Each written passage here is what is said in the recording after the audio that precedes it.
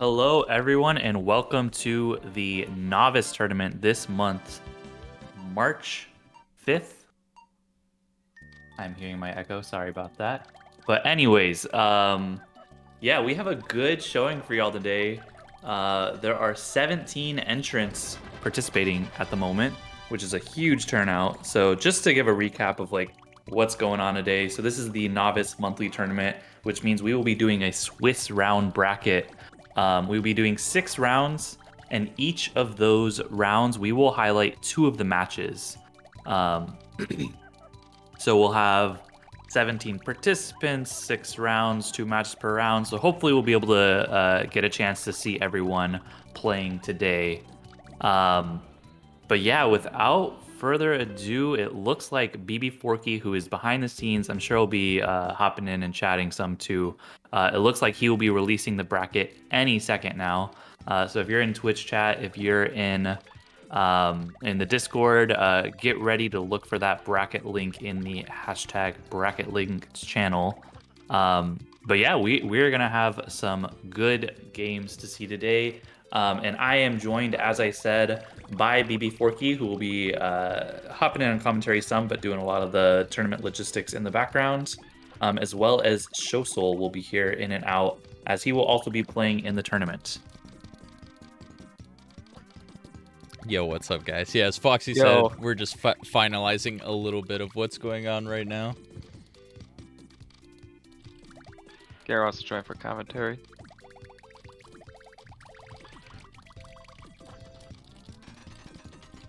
So as things get finalized, I just want to maybe take a look at the tournament signups. We have 17 people entered, as I mentioned before, and I'm just going to look through and see who's entered and who I recognize, who I'm looking forward to maybe seeing new things from. So first we have Missing No. Missing No, I believe, is pretty big in the Puyo community and has been in the Discord for a long time. But I don't think it's been super active recently, so very excited to see them. Corey BLD, super fun dude, has been joining or is joining the speedrunning tournament and has had a great showing at some of these tournaments recently. Light Rider, his parentheses is 4th place. He'll be a fun one to see. We've seen him win a novice tournament in January? Question mark. Maybe he got second place. First place. First place. Okay, so Light Rider, he's been a force to be reckoned with in this novice tournament.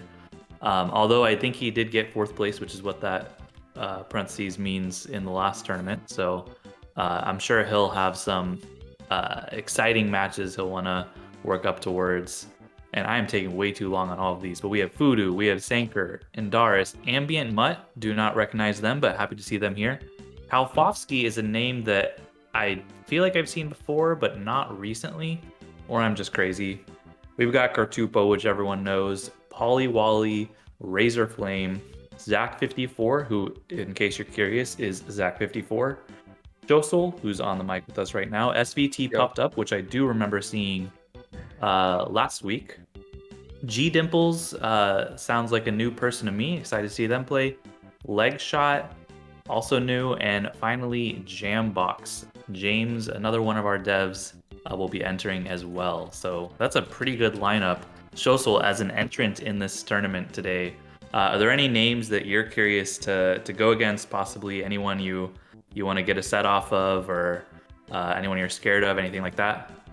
No, I mean, I guess it's a pretty nice setup. I mean, I've coded this game more than I've played it in the past, like, recent few weeks, so I've been out of practice. Of course, Light Rider is someone who I would consider as I would say, a considerable challenge to the rest of the cast. They won January, and unfortunately, they're the one who kicked my butt then, so I got second place for that. But they're pretty good. So I would say a considerable challenge. Some of the other high-ranking players, I'd actually give Sanker. I may have just absolutely destroyed that. Has been practicing a lot lately. I'd give them a decent chance of placing high as well. That's just who I've played as of recently, anyway. Yeah, for sure. And I know couple other names that I'm expecting to see big things from. Oh, and Fudu, thank you very much for the subscription for 2 months of Prime. Oh, hell yeah. Woo! That's awesome. Yeah.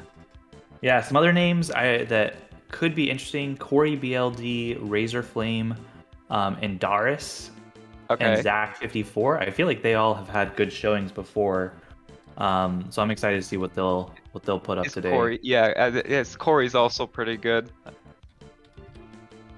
But without further ado, the bracket links are posted at this point, and we have our round 1 matchups. Hey, and we got James, who's now a subscriber as well. Yeah, Ah, I nice. picked both the matchups for first round just so because I didn't want to interrupt your flow. Go on. But for the future, me and Foxy will be picking 2 matches to showcase on each round. But coming up first, we will have Indaris and G Dimples. So we got a new face on stream, and I'm excited to see how this match turns out. Well, I was going to pick the Indaris versus G Dimples matchup, so Oh, perfect. perfect lineup. But yeah, happy to see a new face in G Dimples. And Indaris has been around for a long time, has been hovering around the silver to gold level, I believe, for quite a while, trying to bump up into that next tier. So for that reason, I think we should see some exciting things from him today. Right. I'd say good luck to all the competitors. Yeah, good luck to you, Shussel. All right, let's see. Just set as my person.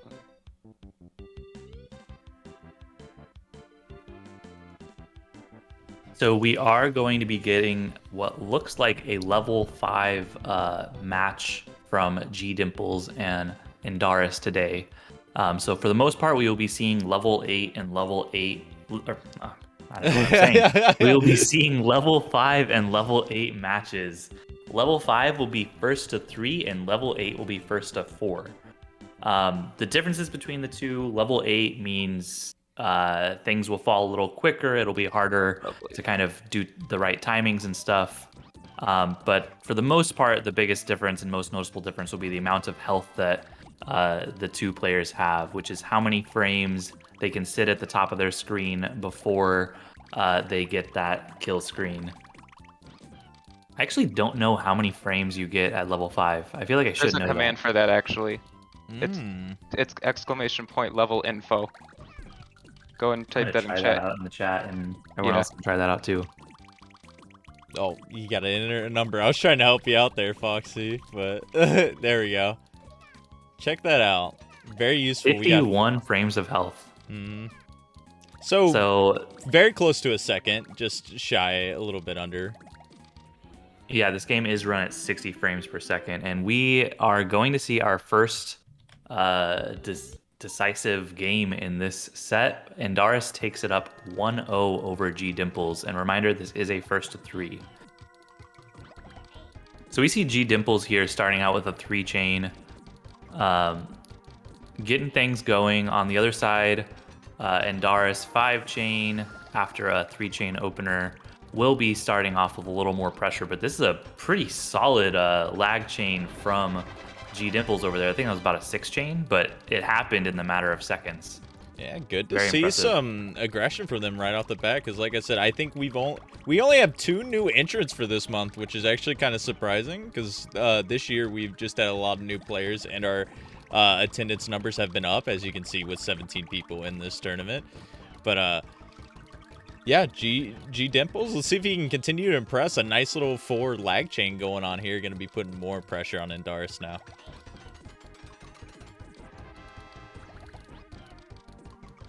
Yeah, and it looks like Indaris is going to be the one who's topped off at this point. G Dimples has a couple lines. Indaris in a little bit of trouble here, but will find the yellows and will just be 1 line short of being topped off.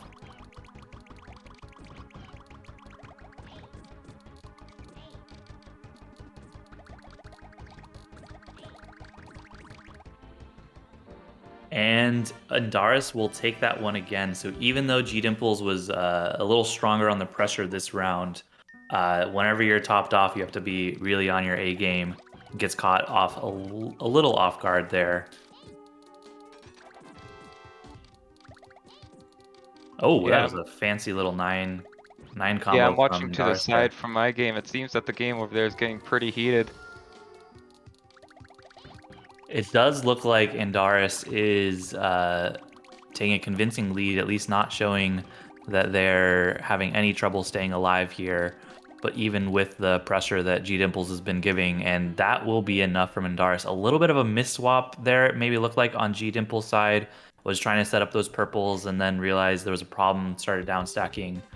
But that is a pretty convincing first win from Indaris there. That'll be a 3-0 victory. But also great showing from G Dimples. Shout out to them for showing up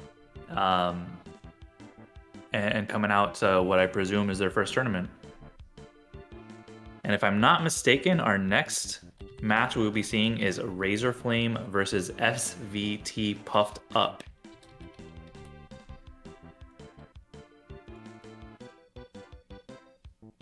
So Forky is just letting them know now that they are on deck to play. And we should be getting started with that any second now.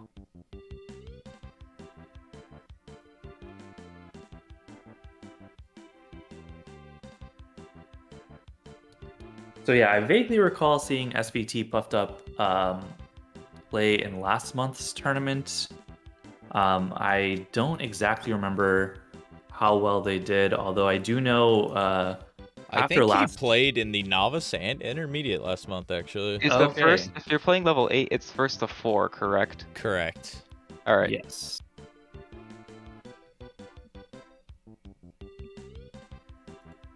I don't think they have created a room yet.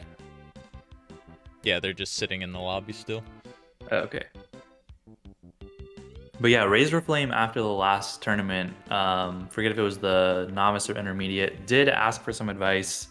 And I responded at least with my 2 cents on how to get better this game, especially on level 5 and level 8, the slower modes. So all I can really take from that is that I know that Razorflame has been practicing, wants to get into that next tier of players. So maybe is coming to this novice tournament wanting to make a convincing win. So I'm expecting to see good things from him. But SVT playing in both the novice and intermediate tournament as well, apparently, this could be lined up for a very interesting and exciting matchup.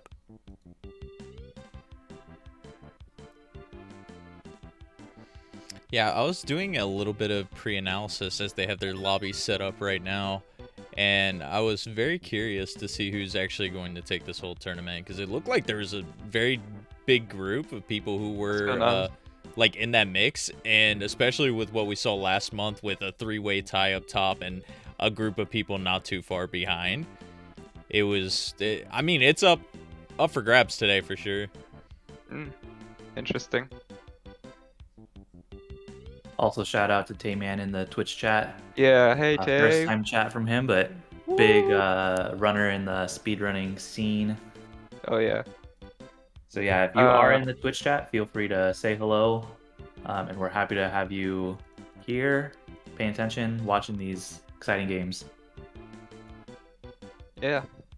Thanks all for coming. We got like 19 people watching. That's awesome.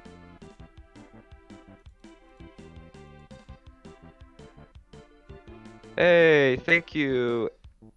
I can't pronounce it. Adrialin for subscribing with Prime. Woo!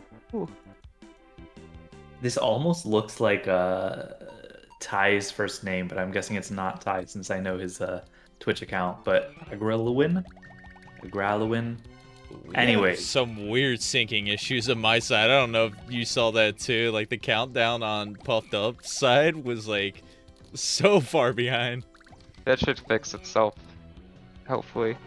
Well, I mean, it ends up being a very quick game 1 there. I a bunch see. of garbage sent from Razorflame. Hopefully that wasn't a sync issue. We will see what they say in chat.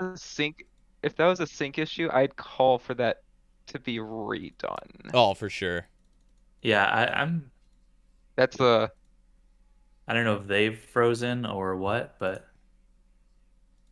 Or okay, I think we're back going, but yeah, something is definitely off here. All right. I think SVT does not have the best internet connection, if I do recall from previous tournament. I could be wrong there, but I mean, as long as it's playable on their end and not bothering them too much. Nice 9 combo by Razor, by the way, there. But if they're not having any issues, we'll continue with it, and we'll see how they're doing. Razor is actually playing so good right now. You see, like, the combo garbage he's managing to send. Maybe all that Tetris Attack speedrun practice coming through right now. Yeah, for sure. The connection does seem a little weird, but the way this game runs, usually, unless things aren't terrible, what you see on your side is good enough. But if Shosel probably knows the exact number. If you're like so many frames behind, it will cause problems. Oh yeah, if you're a lot of frames behind, your game will probably crash. If you're the game that crashed, it's probably on your side that's slow. Usually if your internet's fine, you'll just get kicked back out into the lobby after the other person crashes. It's usually around, I'd say, couple seconds. If you're not getting any response, it's just going to say your latency is too high and it'll crash your game. Though it seems to, I don't think it's affecting SVT enough right here for it to be much anymore. Because at the end of the day, your side is not going to lag, only your opponent's side. Alright, assuming that was fine, we'll give you updated on that. That ended 3-0 on Razor Flame's side. We're going to jump into James versus Corey right now, our last match of round 1. James is up 3-2 on Corey. Corey was last month's winner. This could be a big upset, and as I say that, James is actually going to beat Corey round 1 4-2. I think we're in for a really good tournament today, if that's what happens in round 1. I know I can't be biased, but James is one of the devs, so I gotta cheer for him a little bit here as well. So, good on James. He's been practicing a lot. He's been doing a lot of work lately, practicing along with the coding as well. So I gotta give him credit. He's kicking butt. Yeah, and that's definitely. Now I wish we could go back and watch that set, but well, thankfully everything's archived. Yeah, we do have replays, channel, by the way, which is great. Oh yeah. Yeah. You can watch the last 5 seconds on the YouTube channel. That's all we got to catch slow-mo or something to get the hype. James says he got lucky with some chains on the first 2 matches and tried to survive. No, you didn't. You kicked butt on purpose. That's the story. Yo, good stuff to James. We could be seeing a dev 1v1 later in this tournament, man. I'm feeling. Oh my god. If that happens, you both are on stream for sure. Oh, I know. But yeah, that will round out our round 1 results. Looks like we had James over Corey BLD, Light Rider over Cortupo, Shosol, our very own, over Polywally, Zach54 over Legshot, Sanker over Missing No, Voodoo over Kalfofsky, Razor Flame over SVT Puffed Up, which we saw, and Indaris over G Dimples, which we also saw. So going into round 2, Forky, which matches you got? I got Cal versus Polywally. I will go with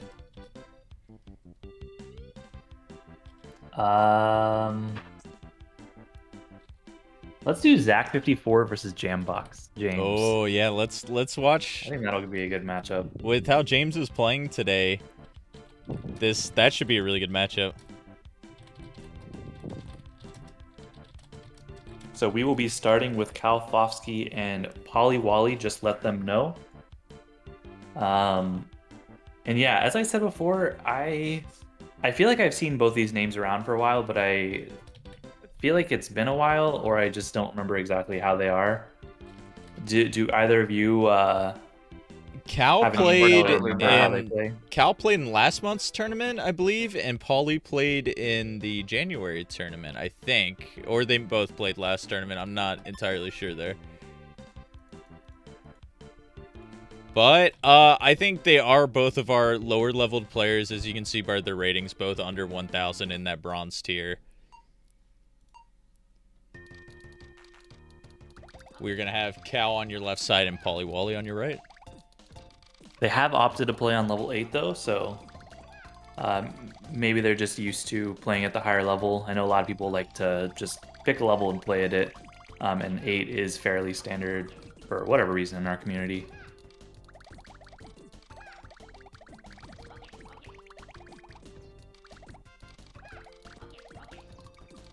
But yeah, we see just some smaller combo and two-chain garbage at this point in time. Nothing too substantial, so neither opponent will be topped off so far. Maybe both of them focusing a little more on defense for the time being. But Polly coming out strong with a 4-chain and a 4 combo to boot. However, given that Kalfovsky's playing a little more conservatively, that is not going to be enough to top off, but it will be enough to kind of leave Kalfovsky spending some time clearing down that garbage here. Yeah, nice little change coming in, or chain coming in from Cal, excuse me. Gonna almost top off Polly. Polly's gonna be able to do some clearing here, hopefully get some chaining and comboing from themselves here. Let's see, another 2-chain coming down, going to lower once again. All the garbage now cleared from Polly's side. Their chance to attack gets a little bit going there.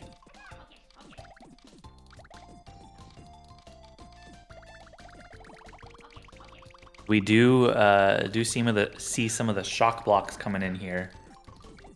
The gray silver looking panels that can take some time to clear before, or those all have to clear before anything on top of them will clear. So they can be a little annoying and force you to kind of waste some time. We don't actually see those too often. Yeah, it's why. usually because you don't get the opportunity to raise the stack that often. This is true. I mean, I know it they're depends on your scheduled- level of your play, too, because it's like, if you're seeing the that Diamond Plus at the level 10, it's like, pretty much you're topped off from the get-go, and you're not going to be seeing any raising after that point. So that's why you typically don't see it, I would say, in higher level matches. Yeah, if I recall, it has to do with how many Panels you panels have popped. been generated from the bottom or something. I believe it's how many panels you've popped. Oh, It okay. depends on that. Really? Do you know that why, if you're playing right now, I don't want to interrupt, but I'm curious if, like, you could raise your stack basically from the get-go, full clear your screen, and then see shock blocks No, start coming because up? I think you have to actually pop panels in order for them to be generated. Gotcha. Because that's also why sometimes you'll see like 3 come in all at once. Yeah, That means that you popped a bunch of panels before you rose to like almost Yeah. buffer in those blocks.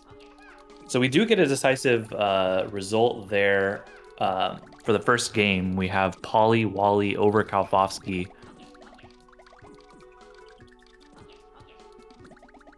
And Polly sending a 3-chain right there, trying to be the initial aggressor in this matchup right now. Maybe carry over some of the momentum from the previous game.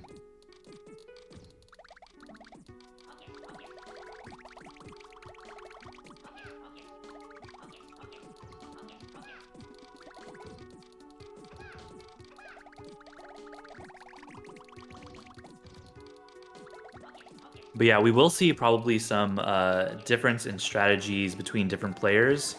At really any level, there's kind of the way I think about it is you have kind of 2 styles of players. You have players who like to play more high stack with a lot of panels on their screen, and players that tend to sit more at the bottom and play a little more defensively.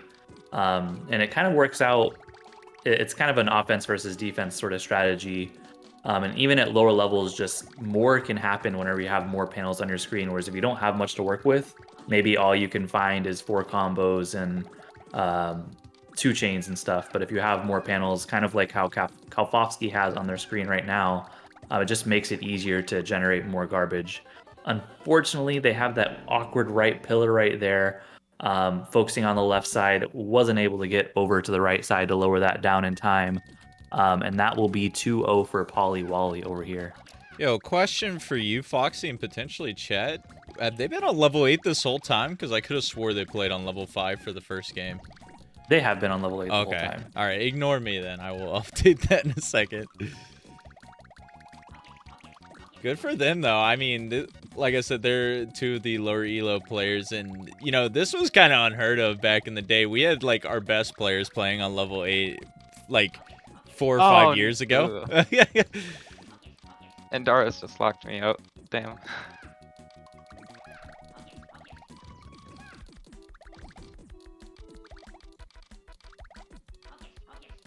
So Poly, again, sending a little more garbage over on Kalfowski's side. Still mostly combos and everything, so that will clear pretty quickly. Meanwhile, Kalfowski sent over a 4-chain to Polywally.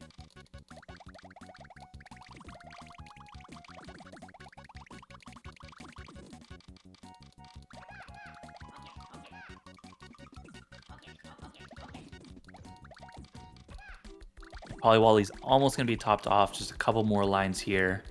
See if Kalfowski can generate some offense in order to get some opportunities to get a kill here. And just there, oh, about 1 line short, but Polywally will get the clear in time with those yellows.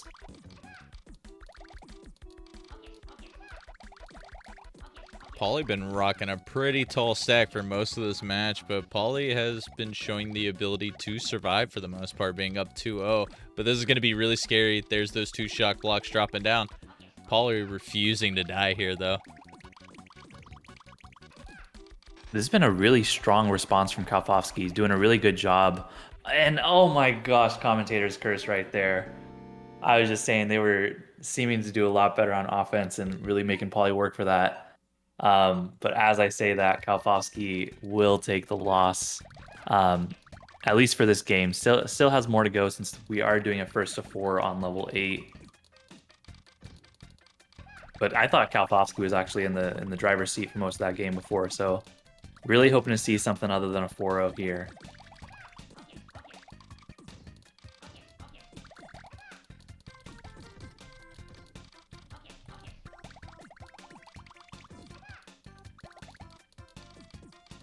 All right. We're seeing pretty much the pacing we have for a little bit of those first couple matches. Cal just needs to get off to that good start like they've been doing, and just needs to get a little bit more pressure sent, because that's been the difference of not closing out the kills on Polywally here.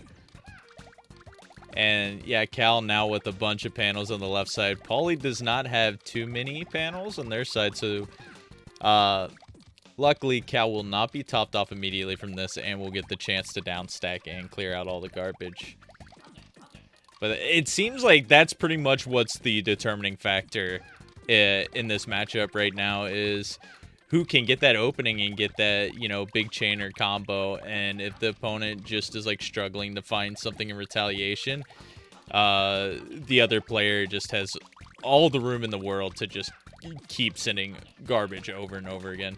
So maybe Cal, here comes the double shock blocks, very similar to just this previous round here. Oh, they're both really topped off right now. Pauly is struggling to find a clear here. Gonna work on those shock blocks first. Gets the chain. Oh, this is gonna be a big chain here. This could be lethal for Cal. Although Cal playing pretty low right here. A 1 more line situation on Polywally's side. May not be able to get those yells in time, and he will not. And that will be a 1-3 now after Kalfowski picks up their first win here in this set. All right. You love to see it from Kalfowski. I mean, these two look like they're pretty evenly skilled too, so it would not surprise me to see Cal try to run it back here in this set. Also, I'll give you guys some updates on some other scores as they are coming in this round, because we have a couple surprising ones I'd like to say. We have Sanker and Fudu. Sanker winning the round 4-0, so Sanker having a really good start today, 2-0. Razor ended up beating Light Rider, so another early favorite falling short here. So Razor is also at 2-0. I mean, we saw Razor in that first round, and Razor looked like he was on his game. So, you know what? I'm not counting out Razor from potentially winning this whole tournament today. Yeah, and especially with a player like Corey BLD taking a loss earlier to James. I mean, I don't want to count out James by any stretch at all, but that does open the opportunity, at least relative to who the players at the top were last month. We could be seeing some new faces in the running, given some of the results, even here early in round 2. Yeah, a lot of surprising results already in this tournament. Well, I'm that is a stressing clutch out right save now right there. because I'm currently in the middle of a 5-minute match with the Dart Oh right my now. god. Show soul, please. Cal looked like he was stressing out a little bit too, but that composure to end up getting the chain to clear that garbage when not a lot of panels was left on their screen. Like, props to Cal. He's not giving up on this match just yet. Holy crap, And I a do little not know bit how much longer I will be there without just... We hear Show Soul crumbling live, or we're gonna hear a really big pop off from him pretty soon here. We'll get the live update. Oh, Paulie, really good pressure send on Cal's side. Got that shock block at the top here. If he keeps up this combo pressure, finds a little bit some chains here too. no. Oh. That was so close, but Polly Wally just sending just enough, and Kalfowski is going to raise to their death. So Polly Wally, great result there. Oh Going to take god, that why are there like 4-1. 5 different spectators? Everyone's excited for your match, Show Soul. Yeah, I'm ecstatic. All right, we're gonna hop right into our next match here of round 2. We're gonna be seeing Zach versus James, the match that Foxy picked out here, and I think this is gonna be a really good one coming up. Yeah, so you can see that rating-wise, they're extremely close. Zach is a 1355 rated player. James is 1298. James, meanwhile, starting with a 6 chain. Some good aggression to go here. Zach answering just as strong 6 chain of their own with some combos to go with it, but some combos happening on James' side too. We are seeing a very high level match. Yeah, we got James fresh off his upset. Zach, I considered him to be one of the contenders at the beginning of today too. We could see potentially one of these players end up winning this whole thing, or like finishing with like a 5-1 or a 4-2 record.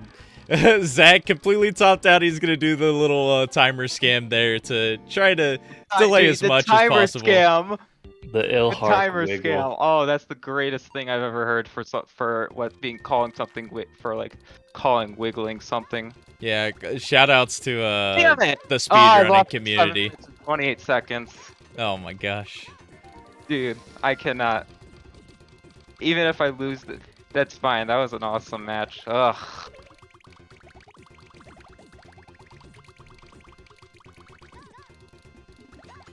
But yeah, after that crush kill over on Zach's side by James, it looks like James might be in a little bit of trouble here. Is able to find those blues.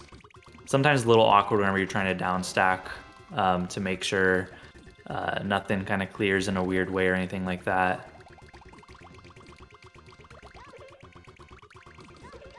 But yeah, the pressure seems to be on James at this point. He does have second tier. I don't know if he'll look up for it. He probably won't need it though. He's able to get those reds just in time. Yes. But not really much pressure on Zach 54's side right now. He's in the perfect spot right now. He's been unpressured. He's been able to send just a combo storm that you see at the top of James' board there, and that just is what eventually led to his death, because James just had no room to breathe every time one of the garbage blocks was cleared on his screen. Here just came more and more garbage with very little shake time. And James has got to be a little bit careful at the start of this round too.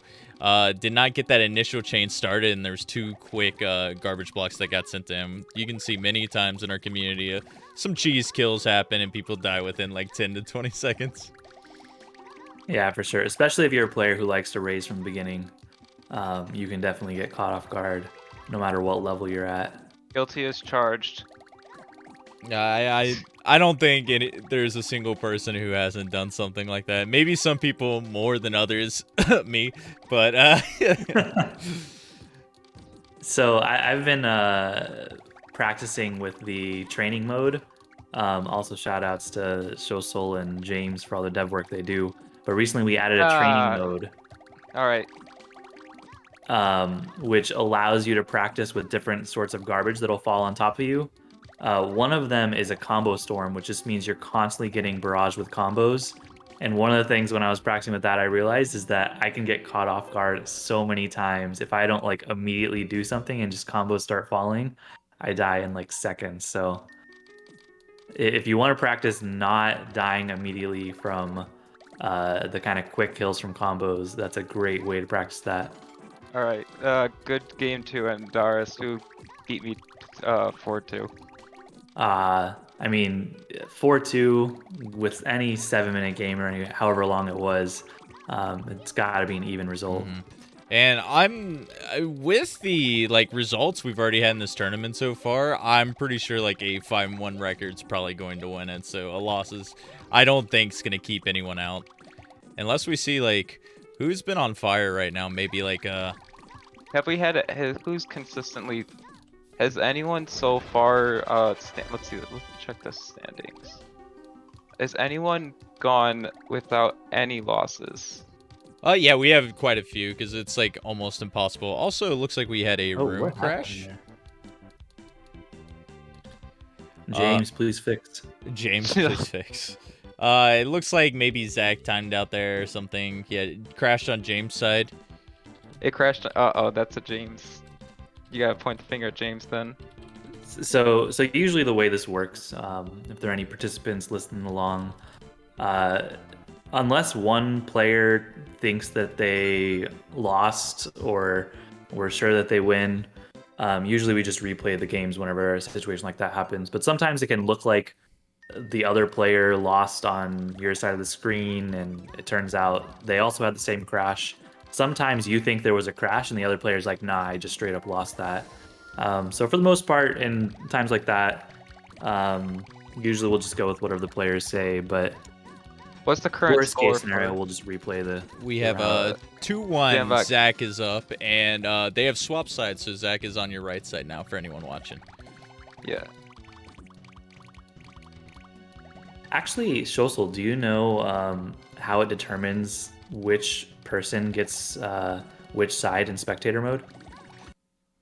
Oh, now just I got a lost. crash. Blue screen. Whoop.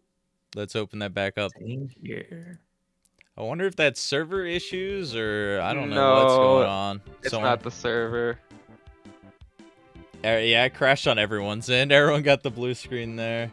I wonder, we're probably just having connection issues with one of the players. Maybe. That usually, if I remember correctly, usually the person who initially this, I could be wrong. I was It's usually getting the person who initially requested it. That's like player 1. in both crash instances, I saw Zach's side is the one that's been not loading properly, but James has been doing, so maybe a little bit of a connection error there on Zach's side. We will go again though and see if we can resolve these issues, because sometimes we just keep trucking through.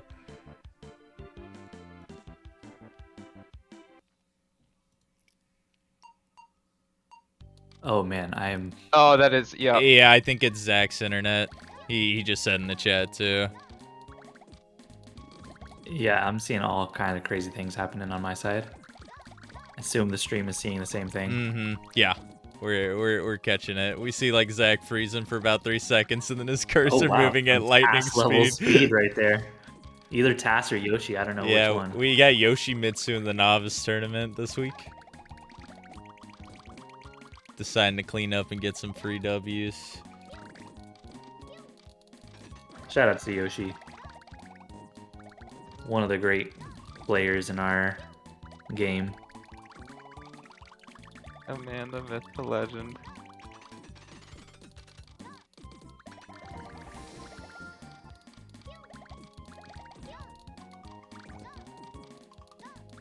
Okay, so if I'm not mistaken, we're still at a 2-1 score in favor of Zach. Correct. So James is going to want to maybe bring that to even and show that this weird whatever is going on with Zach's internet is not affecting this game. That was a pretty sick chain on Zach's side, getting the timing just right on the 6 combo. Although Zach does go pretty low, and I think that's how. Yeah, that I'm getting confused with the side switching on me, but I think that's how James won the first game of Zach going too low and having to wiggle out of it.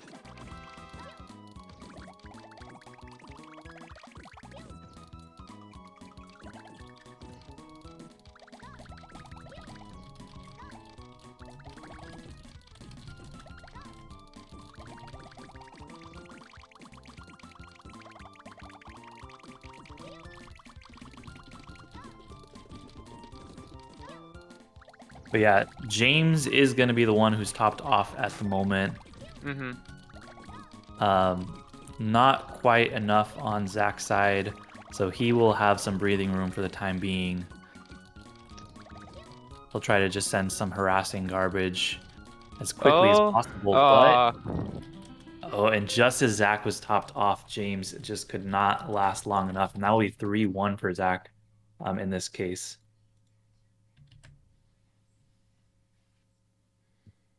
All right. I'm frozen on my side. It looks like the stream's frozen as well, but we are now getting back into the game. all right. Looks like Stack's side is getting a little bit more stable. Yeah, it's definitely been a lot better since those 2 crashes. Oh, we might. Oh, we almost had an early kill by James right there. Yeah, we see Zach playing super high stack versus James playing a little lower stack. But even just 2 lines away from the top, Zach took the opportunity to raise up, Ooh, this get as might many actually kill panels Zach on right its now if he screen. doesn't pull off a chain right now. There he goes. 4 chain, 5 chain, 6 chain, almost a 7 chain. But meanwhile, Zach only has combos on that side, so that will get cleared off pretty quickly. But James going to be able to use this large garbage block to generate a large chain garbage for himself. Mm-hmm. Not enough time. Yeah, that was a tough position for James to get out of that one. That is unfortunate, but that does mean that Zach54 is going to take the set 4-1. So James will be falling to 1-1 as far as sets goes after getting that perhaps upset victory over Light Rider in the no, not Light Rider. I'm Corey. up against leg Oh, shot. against Corey. Yeah, I was reading that wrong. Up against Corey in the first round. Meanwhile, Zach54 is going to be at 2-0 at this point. And now round 3 is up. Let's go ahead and pick a couple matches. For you, why don't you pick first and I'll pick the second one? I got Sanker and Indaris. Alrighty. Yeah, and Doris has been playing well. I will go with, how about Voodoo and Ambient Mutt? Alrighty. But quick recap of round 2, we have Sanker taking over Voodoo 4-0. Zach54 over Jambox, we just saw that one 4-1. Shosul unfortunately losing to Endaris. I mean, unfortunate for Shosul. Hype for Endaris. 4-2 Yeah. for Endaris there. And Doris played really well. Yeah, I earned that. I earned that loss. And then we saw Razor Flame 4-2 over Light Rider. Corey BLD took a 4-0 victory over Ambient Mutt. Missing No 4-1 over Cortupo. Polly Wally 4-1 we saw over Kalfovsky. And finally, Leg Shot, a newcomer 3-0 over SVT Puffed Up. And that will take us to round 3, which we should be getting into very shortly here. And we will be starting with Sanker and Endaris. All right, both of these players are 2-0, like we mentioned, I believe. Both playing really, really hot today, too. So I am very excited for how this one's going to shape up. Yeah, we do have 4 players who are currently still at 2-0. We have Zach54, Sanker, Razorflame, and Endaris. So this should definitely be an exciting match to see. All right, Sanker will be on your left and Dars on your right. And Dars already doing a really big chain opening here. Gonna immediately put that pressure on Sanker. Sanker able to find that 4 combo and now hopefully going to build a chain of their own right now.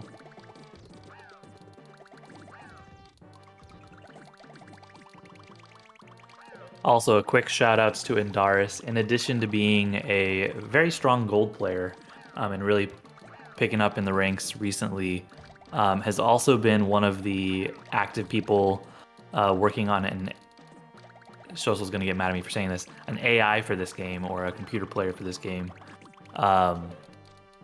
So finding ways to contribute to the community more than just as an active participant, which we always love to see.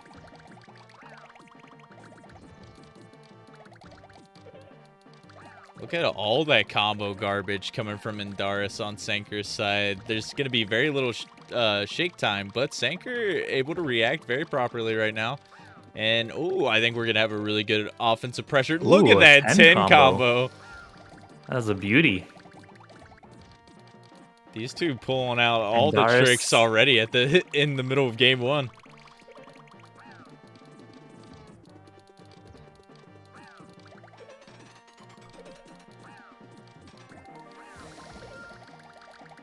And Indaris could have gone for that second tier, decides not to at the last second. Not sure why. But is able to get the clear, but it was a little bit of a scare right there. Nice little Shogun on Indaris' side right there, falling right into place. I should actually learn how to Shogun, honestly. I still don't have it tried. Like, I don't consciously try and do it. It's I should. It's hard even for, I'd say, a lot of upper level people because there's so many different ways you can approach it too. Ooh, very nice awareness by Sanker there to get that clear and extend his time, but unfortunately not enough time there at the end as Indaris is going to take game one. But yeah, like I was saying, like, Shoguns are weird because you can have it line up to be a chain that immediately falls, or you're just doing it to get that buffer clear to buy you a little bit more time. And there's so many patterns that you recognize. Like, if I'm watching some of the Master and GM players, they have awareness for so many different ways that they can set up a Shogun. And it's honestly, like, pretty impressive. And it's very, very necessary at top-level play, I feel like, at least in today's like set of players. For sure. Yeah, once you just get used to seeing them, I feel like they're actually just like a really useful thing to look out for and really not too difficult. It's just, I feel like for a long time I just didn't even know that that was like an option you could do. Oh. In fact, was that a 13? That was almost a mystery chain over there. So close, Got but Forky strats up here. Still making me proud. Anytime I see that number hit 10 or above, it's a good time. But yeah, one of the weird things about the Shogun strategy is it actually does not work in all iterations of this game. At least the one I'm confident it doesn't work in is Pokemon Puzzle Challenge. If you've played that much. A Shogun, which is when blocks above garbage will chain into blocks below garbage. That actually just fails in Pokemon Puzzle Challenge and will not continue the chain and can be really quite annoying. But to this 13 chain, we're going to get a big old chain from Indaris over on this side. And this might be a game that goes the distance, because once you start getting big chains thrown back and forth at each other, it can really last quite a while. We've definitely seen, ooh, we got the question mark, but that will cut off the chain here. And Sanker pretty low. You will see a strategy of players will go higher stack just to have more panels to work with before receiving a big old chain like that. However, Sanker played this really well looking at the offensive side, just sending a bunch of like really annoying garbage, a ton of combos right there that Indaris has to deal with. And if Indaris clears through this might be good news from him, but that's going to be a lot of, or not too much shake time, but fortunately with that big old garbage block on the top, that is going to be enough shake time to get the clear on all those combos. And Indaris is not going to be going down easy. Does lose some health there, only 21 frames of health on level 8, but is able to kind of push through and stay alive at least for a little bit. Not much time here. Oh my gosh, that 6 combo was clutch. That game is nuts. I'm just watching it on the side right now while playing. That's crazy. Yeah, we pretty much got a marathon match right now with both of them sending a 13 and a mystery chain. We're at 3 minutes and 10 seconds in. I don't know. Are we going to see another possibly 7-minute game that apparently Shosol and Indaris just had in the previous round? neither of them are really showing any evidence that they are not going to just keep living on level 8, though. Both playing extremely solidly right here.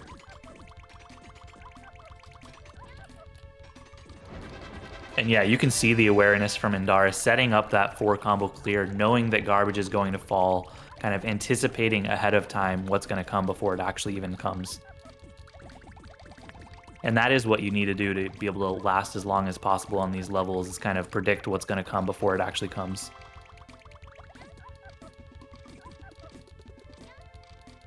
A little bit of awkwardness on Indaris' side, but the garbage does not come quick enough from Sanker, giving Indaris just enough time to keep living. Yeah, Lake Shot came in and gave me a good scare. Got me 2-4. Who is that against? Me versus Lake Shot. Lake Shot got a couple games off of me early. Cool, cool. Leg shot, one of the newcomers in this bracket, as far as I'm aware. So that'll be exciting to see one of their matches coming up soon. Yep.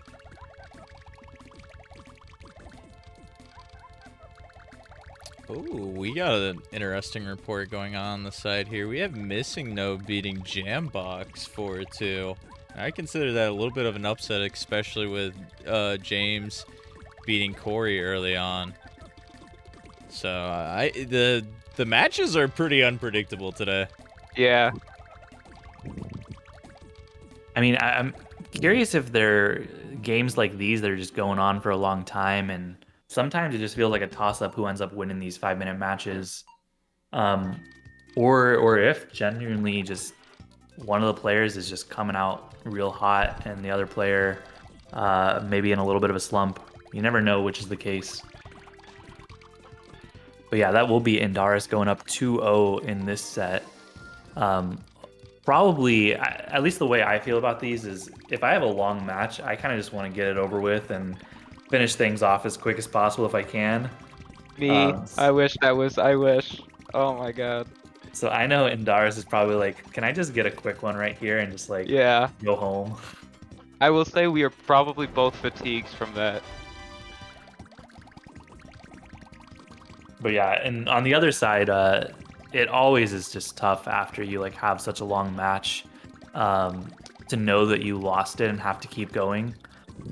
So I definitely feel for Sanker. I've been in that situation a ton of times of just like, I thought I was playing super well, and God, I need what Sanker just got, which is another win quick, to kind of slow down Indaris' pace here and kind of bring this back little by little at least. But yeah, that'll be 1-2 now. Indaris still up, but Sanker definitely coming back. I've said it 1,000 times, says Ty. You haven't lived if you haven't done a 30-minute round in a live setting. Oh my gosh. Well, we did do that when we were testing Telegraph.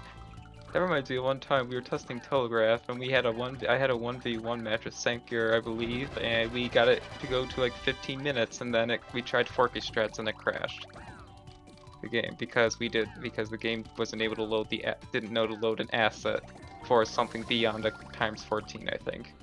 Oh my gosh, and that's like one of those awkward, like you're at 15 out of 16 pixels up during a raise. Yeah. Something falls and the like last pixel, whatever, just falls immediately, and that kind of looks like what caught Indaris off guard there. Yeah, because your shake time is determined by the garbage block that just fell from above the screen. It doesn't care about garbage blocks that have already fallen. So if you get a big garbage block and get a bunch of little combo garbage blocks on top, you're gonna have a rough time with that shake time.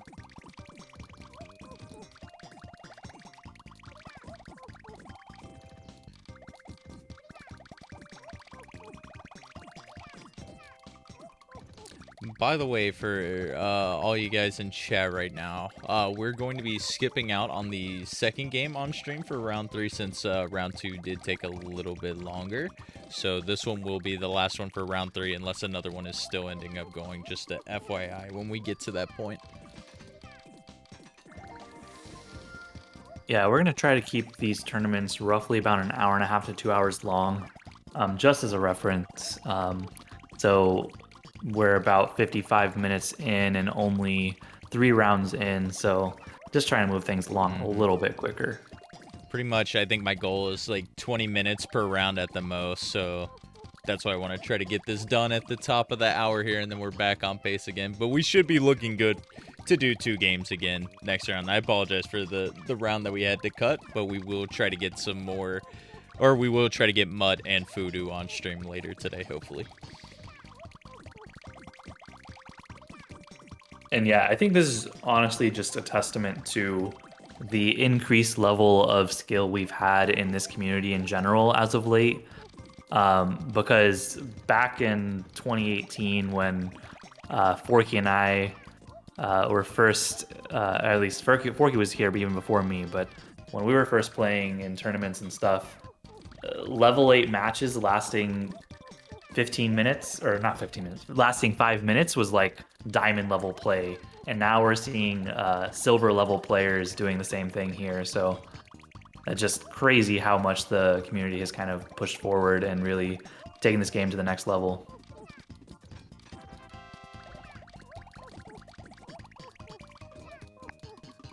Yeah, it really is crazy to just see how the level of play is so much different nowadays. With like, I mean, there is even a stigma, I think I mentioned this earlier in the stream too, that even the top level players didn't even play on level 8, with an exception of a couple. But it was like, it took a while for level 10 to even be standard. Our first couple seasonals that we ran in like 2017, the finals, I believe, were on level 8 still. Oh boy, that's 3-2 for Sanker. This is a comeback like no Possible other. upset, because I was expecting Andaris to win this. So we might have a slight upset here. Okay, I was about to say Sanker may be in a tough position there, but there weren't too many combos on top of that from Andaris, which meant that Sanker still had some room and is not gonna just take the death from a crush kill right there. Yeah, Sanker is in the lead right now and is continuing to maintain that lead.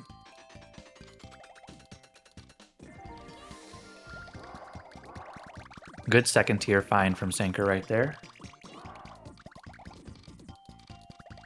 Oh no. Oh Okay, my god, that gosh. was so scary. Oh no. But ladies and gentlemen and everyone else, we have a game 7. Dude, I relate to that moment so much. You panic, and even when you do get it, you're like so shaken up that you can't really focus after that. And I think that's exactly what happened to Sanker.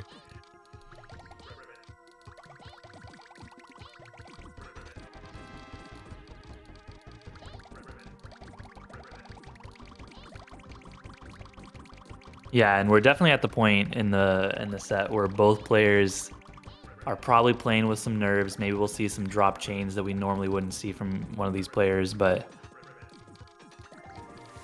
this is where it's all about performing in the moment, not dropping any of the small things that can lead to quick, kind of silly deaths.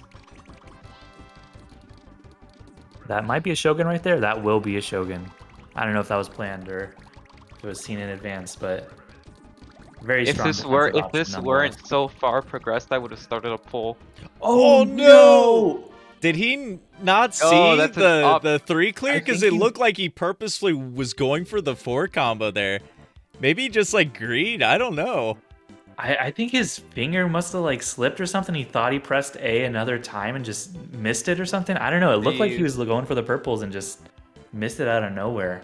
All right, and then who's Kalfowski versus It looks like they just finished too, so I think we have everyone wrapped up for this round. Wow, what a heartbreaker in there. It was just one swap away. What a match. What a match. So Sanker ends up taking it and stays undefeated. To recap what we have so far, Fudu took a set over Ambient Mutt 3-0, Light Rider over G Dimples 3-0, Jambox lost to Missing No 4-2, which we mentioned before. Shosol, as he said before, took a 4-2 victory over Legshot, Corey BLD 4-0 over Polly Wally, Sanker 4-3 over Endaris, Zach 54 4-1 over Razorflame, and Cortupo 4-3 over Kalfowski. I'm interested to see the placements after this once we put in. Alright, is that the...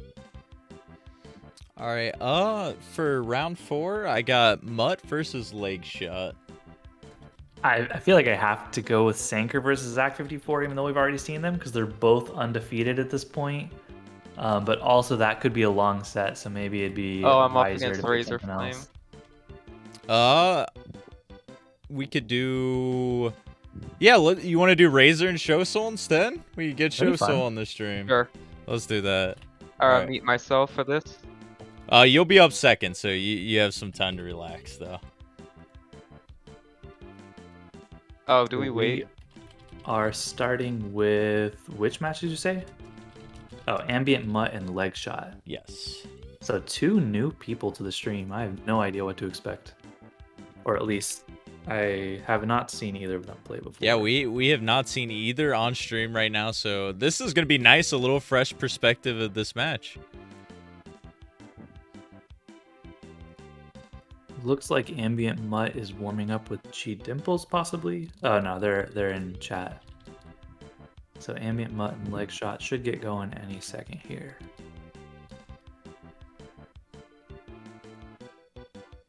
Yep, there they are. Their lobby is created. Leg Shot will be on your left side. Yeah, and Ambient Mutt has not even finished any of their ranked placement matches, so it's really just a big question mark here. But so far we see starting with a couple chains, 2 chain and a 3 chain, getting some stuff going on here, but both of the players opting to play a little lower stack, although Leg Shot will raise up right there. Especially in this level 5 match, it is. I'm coming from the perspective of gold, of course, but what I would do honestly in this part, I would raise my stack all the way up because of the amount of health you have, and if you can handle it, I would start throwing as much as you can. Because in level 10, you can't top yourself off without dying, but in lower levels you can. And if you're able to handle and start throwing big chains, that might be very advantageous. Yeah, for sure. And even just having more panels, you're more likely to just things will accidentally drop, or you'll see more things than you would otherwise be able to see. So it's definitely a strong strategy. But yeah, we've got a lot of 4 combos. There was a little shock block that got dropped on Ambient Mutt's side there from Leg Shot. So Leg Shot might be able to generate with that 5 combo, 4 combo, 2 chain.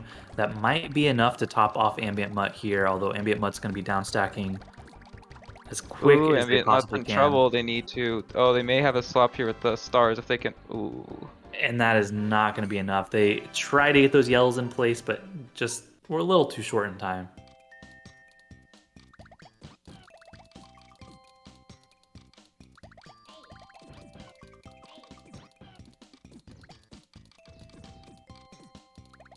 But yeah, we do have Leg Shot up 1-0 over Ambient Mutt in this first game.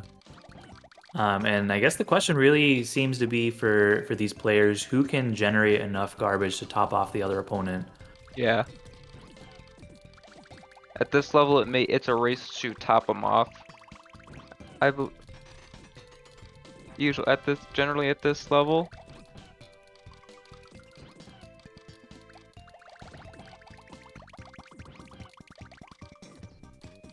And Ambient Mutt will be the first player to be topped off, and as a result, Leg Shot does get the win. And we got some fans of both Ambient Mutt and Leg Shot in the chat. Apparently, Polly Wally was the one to encourage Ambient Mutt to join, and GX Cater. I actually don't know who they are, if there's someone in the Discord under a different name or what. But apparently they... Oh, that is Ken S. Oh, Ken. Thank you. But apparently they're a good friend of Leg Shot, so... really excited that people are encouraging others to join in on these tournaments and get some practice and playtime. Just in kind of a different setting than kind of local with friends, which can be fun. Which is why we're all here. Yeah. Thanks for spreading the word. You guys are what's important. In the words of Kevin Durant, you are the real MVPs. My favorite Pokemon. Yeah. Anyways, minute in on this game 3 here. Lakeshot, he does still have that 2-0 lead. It is pretty even right now, but Lakeshot putting on this pressure. It's all going to be combo garbage blocks that are separated, so this one fellow swoop of that purple clear here, Mutt's going to be able to get rid of most of these panels. And it does look like, on average, leg shot is just sending a little more garbage than ambient mutt, and it's just a matter of kind of building that up over time until they can get to a point where they can overwhelm ambient mutt. But that's a 5-chain with a little swap, nice time swap at the end. That's going to be enough to keep leg shot busy for a little while. And the question is, will ambient mutt be able to follow up enough to top off leg shot and maybe make the set a little closer, avoid the 3-0 sweep? All right. As we start getting further, I'm going to start putting in some prediction opportunities. So I'm going to send a prediction for the next match. Yeah, go for it. Also, the prediction will be biased, so if Shoso doesn't win, you might not get any points.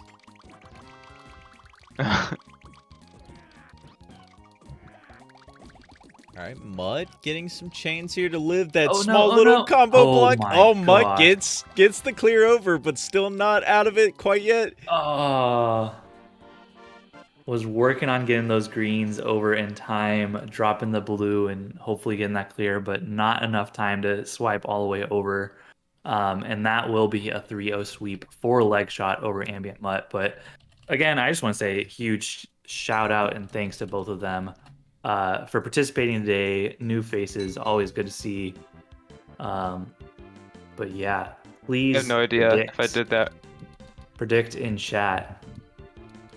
I'm going to bet on Razor Flame. I'm gonna show my boy Shosol some love and send some points over there.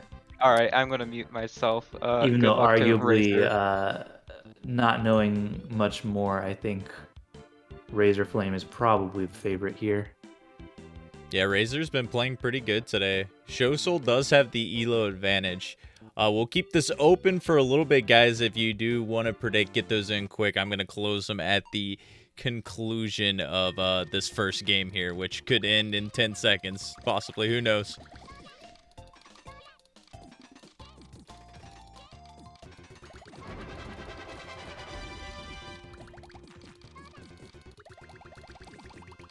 But yeah, Shosol does hear us, so maybe we can affect the outcome of the game by saying some things to him in the middle of the game. Yeah, Shosol, don't choke, dude. I only put my entire life savings on you, and I'll be homeless if you lose. But, I mean, it does look like Shosol's starting off with a more aggression here, although I don't know about you, but I'm seeing a frozen screen on my side. Oh, I just got a crash on my side, Yeah, too. I just got a crash, too. As I was updating the names, that is okay. We will boot right back into it. Oh, let's do it again. Where is Shosol? Yeah, either there was a crash there. Here, I'll go and I'll scoot out of here so that you guys can commentate. All right, cool. I'll deafen myself, really. I'm not. Okay, so we can't mess with Shosol. Shosol's also in the wrong lobby right now. He's playing Light Raider. Get your predictions in. We still got time. This is not correct, guys. These two should not be playing right now. Does Shosol realize? I don't know. Maybe he should have stayed in the chat. Oh my god. I really wonder if he realizes. He just deafened the chat. No. He like focused up. He's ready to go, and then he starts the wrong way. I'm gonna ping them both. Don't worry.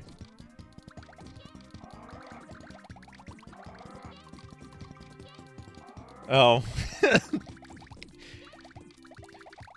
He's Yeah, in the zone though. You can't stop this. we're gonna have to deduct all Show Soul's channel points now because of that. It's unfortunate. I gotta make myself richer.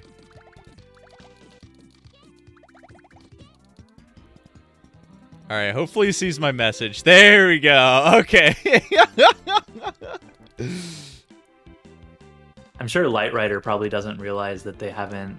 Shosul hasn't finished yet, Alright, there we go. and Okay. was just like looking for some warm-up games or something. Alright, I believe we're still on game 1 because of this too. They agreed to redo that, and we didn't have a single game finish. So this is clean slate here.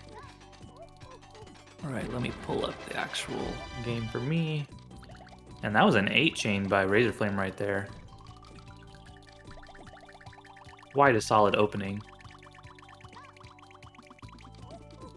And if these players have anything to say about this, that looks like this one might go for a while because we're seeing some big chains getting thrown around.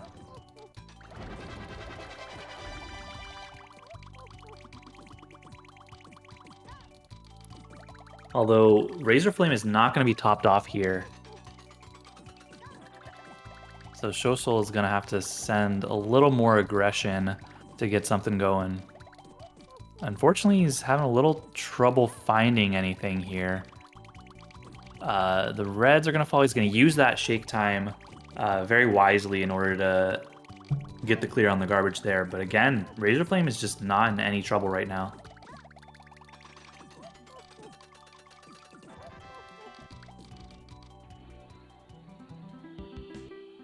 But Shosul will take game 1, catching Razorflame a little off guard there, despite Razorflame looking like the one with a little more aggression to start off.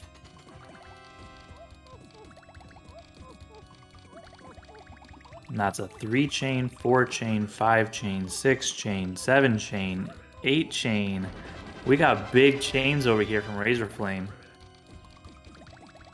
But that is going to lead to a lot of shake on Shosul's side.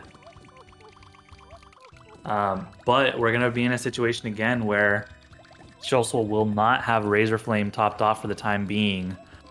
But I can definitely speak from experience of whenever you're not topped off, that almost can be more dangerous sometimes because then you're focusing on sending more garbage to your opponent. Maybe you start sending something and don't think about kind of the defensive side of things, and you get caught off guard and you just die immediately, which is kind of what happened in the last game.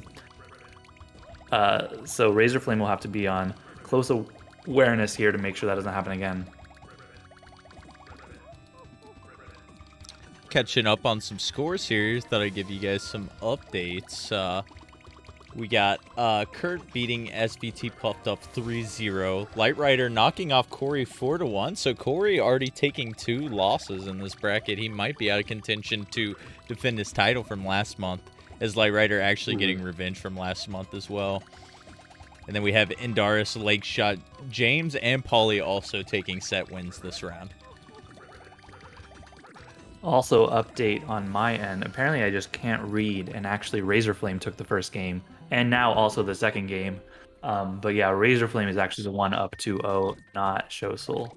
Unfortunate for my internet points. But that being said, we have Razorflame topped out here, and Shosul with the quick victory. So it's going to be 2-1 here now. With Razorflame still in the lead, but Shosul bringing it back.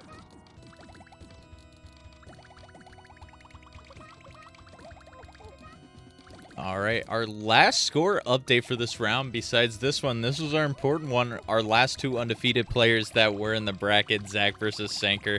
Zach ends up taking it 4-2 over Sanker, so Zach is the man to beat right now.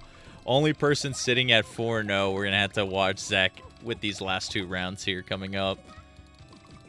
Yeah, and the way that Swiss works, usually the person in first place will just keep playing the highest remaining person who has not, they have not played yet. So that means Zach is kind of in the lead, but also going to be facing some tough opponents and on upset alert. perhaps maybe leading to some interesting end conclusions these next couple rounds. But it does look like Shosel just got that one, sending enough to top off Razor Flame. Razor Flame just one swap away from getting that clear. And yeah, we're going into game 5 here, but it's all tied up 2-2. Yeah, Shosel not going down without a fight right now. Razor been cooling off a little bit. I like how Razor's been playing, because he's been playing very aggressive, giving himself a lot of panels to work with to try to get this initial pressure. Oh. But it's been his worst Oh my enemy God. some of the times. He was so close to dying there, too. But yeah, it seems like the couple matches he was winning, he had started with kind of a larger chain, almost going more the Forky strat style, starting with like a 8-9 chain or something, and then was able to just keep the pressure on after that. But these last couple games, he's struggled a little bit from the get-go, and that's given Shosel the opportunity to just kind of send an attack back and kind of make Razor Flame really work to get back into this. I've been really curious trying to monitor a lot of the people who have been doing qualifying for the speedrun tournament. If some of you don't know, our friends over at League of Puzzle Speedrunners are hosting a speedrun tournament that's going to be starting up next weekend, actually. And qualifiers were happening last month. Razor Flame and Corey were two of the people in this bracket that are also in that tournament. And I think both of them were hitting it decently hard to try to get the best times they could for a better seed. And like, I'm just trying to see how maybe that's affecting their play today. And it looks like it's kind of been opposite effects as of right now, as Corey's kind of underperforming. And I would say Razor's overperforming. But we haven't gotten to see a match from Corey yet on stream today either. So that's very hard for me to say. Maybe Corey has just been playing against people playing at their peaks.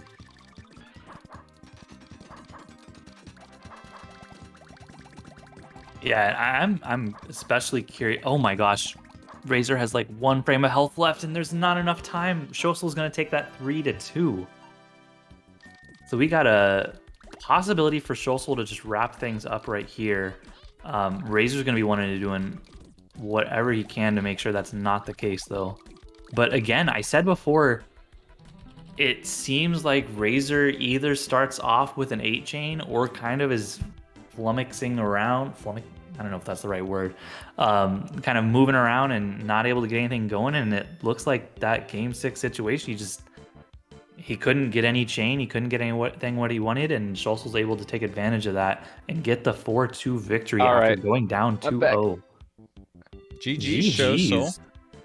Thanks Yeah, for the internet points. You're not homeless, Porky. Thank God. Whew. I still got a house. Let's go. Yeah, he started taking me out there. I was like, oh God. I started getting pretty freaked out for a second. Then I remembered, hey, I forgot I can do these kinds of weird and wacky, sort of odd chains. Anyways, round 5 is coming up. I have Corey and Fudu up first on the stream. Foxy, who do you got? Round 5. Who have we not seen yet? We haven't seen. Yeah, I pride myself in my whack chaining in Darius. Oh, I want to see. Wait a minute. Yeah, let's go Jambox and Cortupo. Okay, cool. Yeah, that's why those original points. I was on level 10. I didn't even realize that at the beginning. So, we have a question for you. Did you mean to play Light Rider to warm up, or did you actually like challenge the wrong person there? No, that was a complete accident. Oh my God, that's so funny. No, I did not realize I was on 10. That was a complete accident. Oh my, that is so funny. My brain was fried from that level 7 match. All right, so we're gonna have Corey and Fudu up first. Now we have Corey playing Light Rider. I don't know if this is a warm-up going on or... Oh, yeah, they've been warming up in the off time, so we should see this one be ending pretty soon.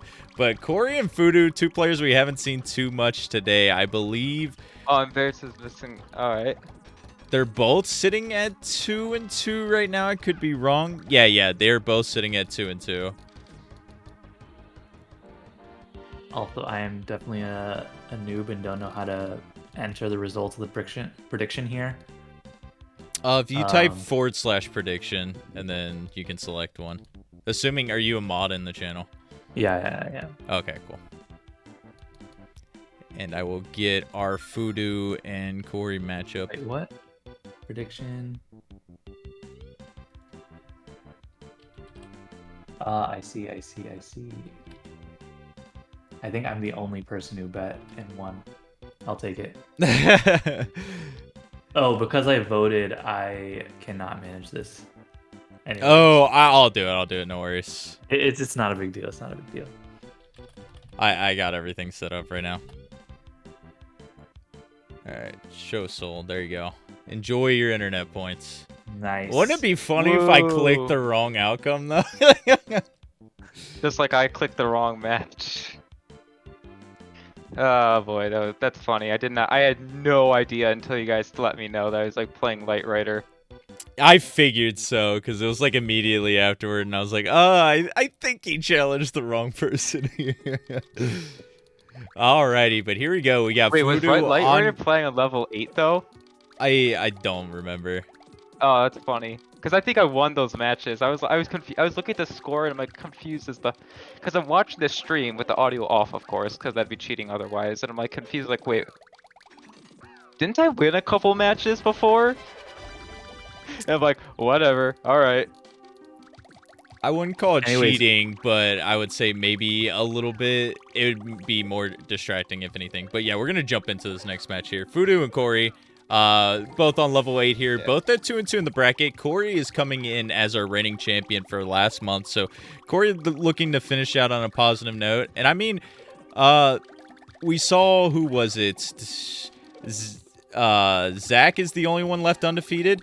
We could still possibly even have a 4-2 win if like things get super crazy in these last 2 rounds, but Corey and Fudu might be eliminated for contention for first place, but Corey's still going to be showing that he's putting everything into it as he's taking game 1 here. Yeah, I've been seeing like a bunch of skill from a bunch of players who I never expected would have been absolutely hauling ass out here. Great, glad to see it all.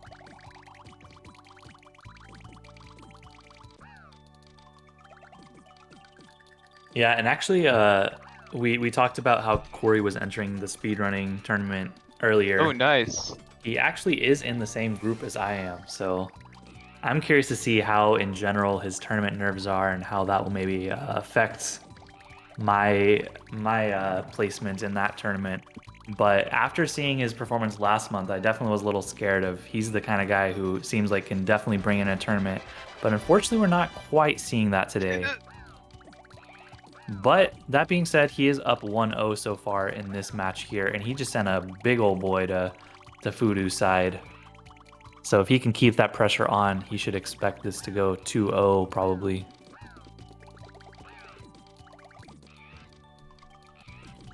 Although he's going to be pretty low, and that is not going to work. He gets himself crushed, or just about there, and that'll be tied up 1-1 here.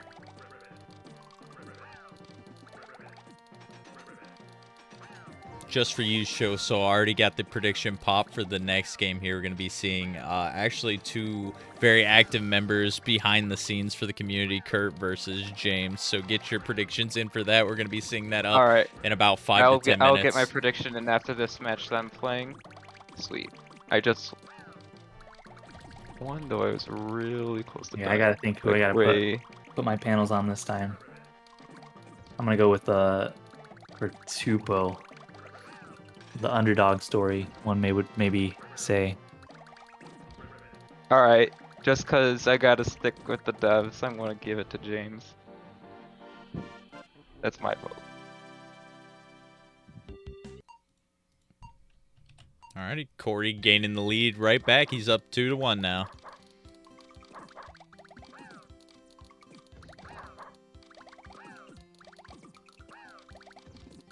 Got some good aggression from both players here, about 5 lines of garbage. Nice 8 combo from Corey.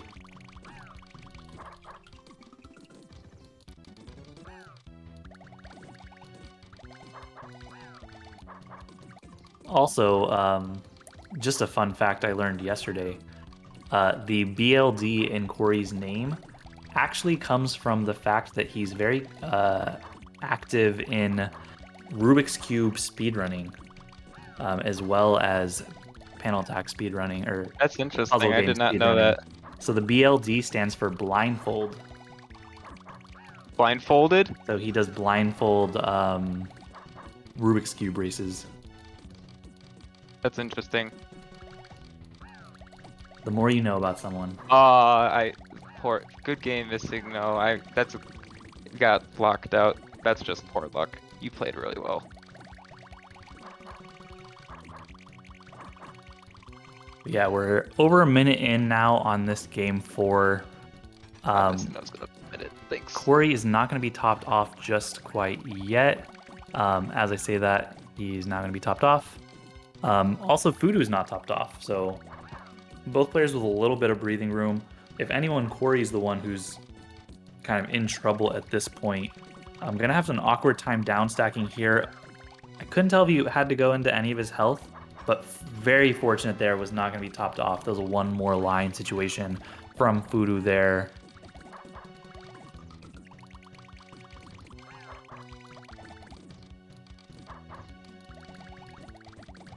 I almost wonder if Corey is maybe getting hurt by his Tetris attack practice, just in the sense that I feel like he's going for a lot of combos right now, which are very useful in Tetris attack, but sometimes can kind of waste your time if you're spending too much time setting up combos compared to chains in the PvP mode. Unless you're, I don't know, someone with the name of Nanakoko or something who can just fire off combos and like it's nobody's business. Nanococo's just built different. Oh, that was a little bit scary from Fudu there. Waiting for a little bit after that horizontal clear happened, and a little bit of a miss swap. If Corey had garbage sent a little bit earlier, maybe would have secured the kill right there. But Fudu is hanging on. A bunch of combo storm happening at the top here, but Fudu managing to keep on finding those clears. Nice way to not get caught in a crush kill by Fudu there, saving on us some panels for a useful clear. Although this is a little bit of an awkward situation. We'll get the blues, the reds drop prematurely, but the light blues will clear in order to get a clear on the garbage. But yeah, this has been really close. We're in a 3+ minute match at this point. And both players have felt a decent amount of pressure throughout so far. I wouldn't really say either of them have like very significantly had a lead. That's a lot of combo garbage. Not much shake time will come from that on Corey's side. Able to buy some stop time with some combos there, though. Zach has been doing really well this tournament. Zach just beat Andaris. Oh, so Zach is going to remain undefeated. Is that a win? I think that's a win. That is not a win, I don't think, just yet, because we had a very similar situation last month where Eddie was 5-0, only person undefeated heading to round 6, and then I believe he lost to Corey, and then Corey ended up winning a tiebreaker. Yeah, we'll see what the last round is. We'll have to monitor that as we get to round 6. I'm sure we'll see that as the finale on stream here. But meanwhile, we got a really good one cooking up here. Corey and Fudu both tied 2-2. Very important for either one of them if they do want to finish in this, like, maybe like a top 5 or even like a top 3 finish here, because a 4-2 could probably get you there, but you got to win that match in order to get to that moment. Yeah, hold on, cause I'm in second place right now. Zach's in first. There's a 5-point difference, and you only can get 4 points. So I think Zach may have this locked.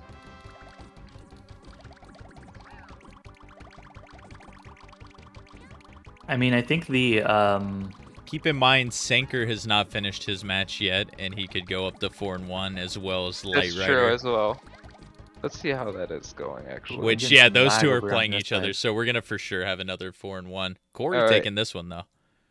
Alright, so I think me and Sanker are gonna be tied, actually, after if assuming Sanker wins. Yep. So that's Sanker versus Light Rate 4-1. But yeah, Corey BLD is trying to close this one out, going up 3-2 here. One more line situation, although Corey able to use that shake time to their advantage and get the clear, no problem there.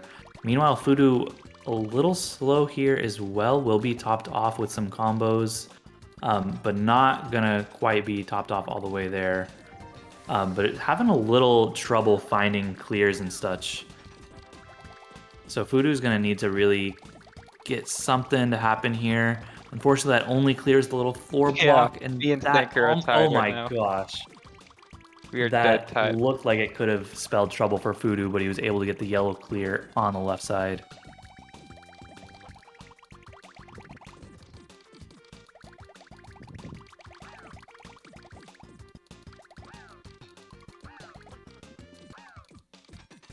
Nice chain coming in from Fudu. Goes for the second tier as well. Had also that bottom clear just in case they weren't going to be able to get that top clear. Oh my, that... Oh, the bumper is coming in and the slide. Oh my What god. a save. What a Fudu save. just refusing to die there. It was so close. If you look at the red bar at the bottom of both players' screen, that's their health, and Fudu's was just so close to being depleted there. If there was a save feature like in Rocket League, he would have gotten the points for this. He would have gotten save points. For sure. I couldn't agree more there. Man, good stuff to Fudu, and now actually being the aggressor in this matchup. Oh my god, he might take it back. He's got a pull, nice 6 combo. That was smart to clear off a lot of that.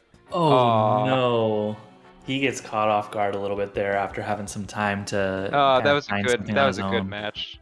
But that was really solid from Corey. Is it now James versus Kurt? Yes, James and indeed. Oh Kurt. boy. All right, I put my money on James. So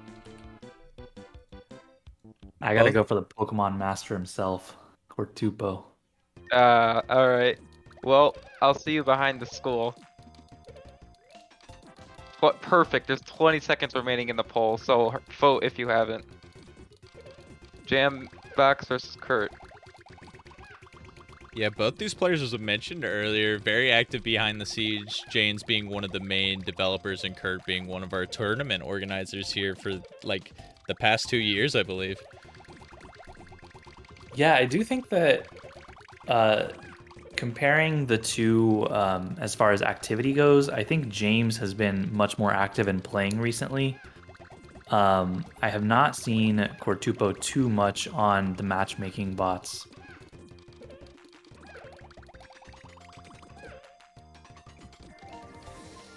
But both of them have been around for quite a while at this point.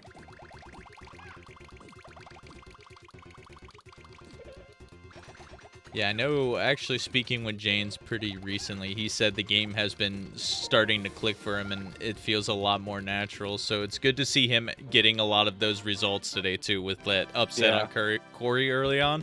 He's going to drop a quick one here to Kurt right now, but certainly plenty more games to be played here.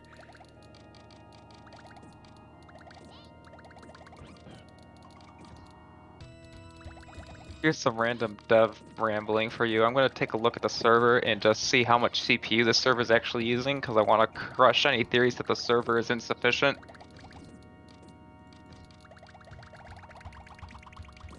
Because I'm like that. But yeah, Cortupo going up 1-0 at this point. We can see the ratings on the screen. Cortupo's at a 1,059 rating, which is actually quite a bit higher than I think where it used to be. So even though I said I don't think I've been seeing him play too much lately, I do think his rating used to be uh, a good deal lower than that, so he must be improving recently, and clearly the tournament is maybe an opportunity for him to show off some of that. I mean, But with yeah, with what the he's 16, doing right 17, now, I mean, oof. certainly that improvement is clearly showing right now. Nice Yeah. 7-chain, a little bit of some lag chains Nice, implemented nice. there too. Yeah, good stuff to Kurt, putting in the work, doing a lot better. I'm just happy. Like, everyone has just been improving in the Discord, and I couldn't be happier.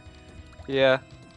It's awesome to see. Oh, and Ooh. James just a little too slow there with the reds. And It that was so will be a close. 2-0 lead for Kurtupo. Irrelevant thing here, but guess how much CPU is being used by the server right now? How many percent? All the percentages. 99.9. What do you guess, Foxy? He's like, all right, that guess was dumb. 78. Is it like something as measly as like 2% or something? Yeah, it's like 3%. I just wanted to get a meme answer in. Yeah, well, you know what? I respect it.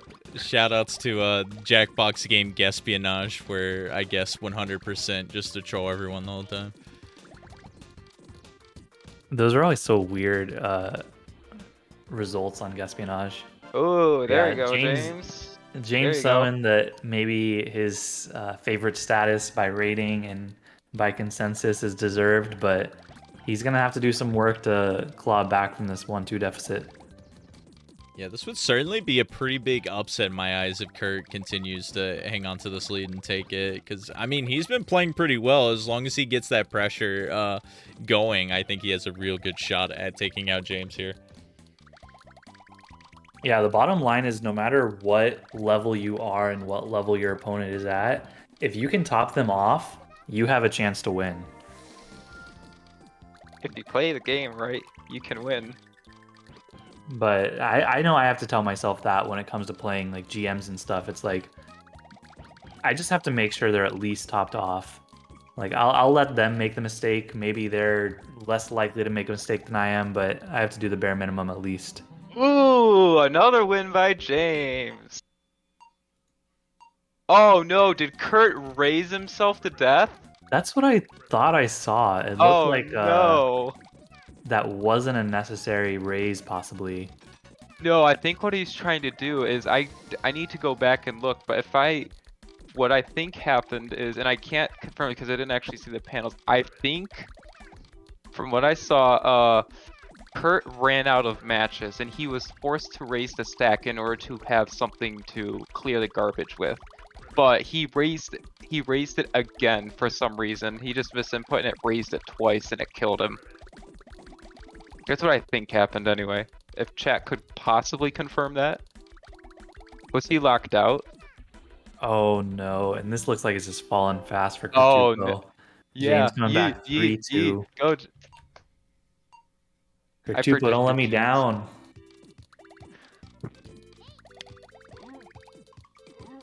Yeah, but I think that's what happened. And yeah.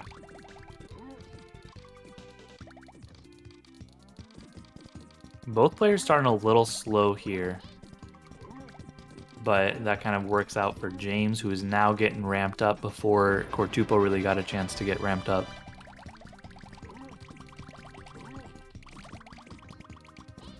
Oh, my internet died for like 0.5 seconds and everything just froze. You gotta love that. Yeah. Uh-oh, this looks like trouble, and Oh, make it James double. with the That's going to be James comeback. going up Wow. 4-2, taking the All right. set pretty convincingly I will after be going down putting in that 0-2. prediction. You Who might, will win? You might not be able to. I can, because I just you use voted. I vote. Well, yeah, but I'm using the panel tag Twitch account. Oh, okay. Big brain. Interesting. Dual wielding accounts. All right, Anyways, as soon as challenge actually decides to load, because it likes to go offline every 30 seconds, we will have our final matches. And if it's the matchup I think that's happening, we do have it. So this is going to be very interesting. My game for sure, it's going to be the second one up. We're going to have Zach versus Oh. Show Soul. That will be our final game of the bracket. So All right, I'll put in another prediction. I Who have we will. not seen yet? We have not seen Missing No or Light Rider. They're both in separate matches, so your choice there. I, I I'm gonna go with Corey BLD and Missing No. Seen more of Light Rider recently. Would like to see them, but I'm really excited to see Missing No, who I haven't seen in a while.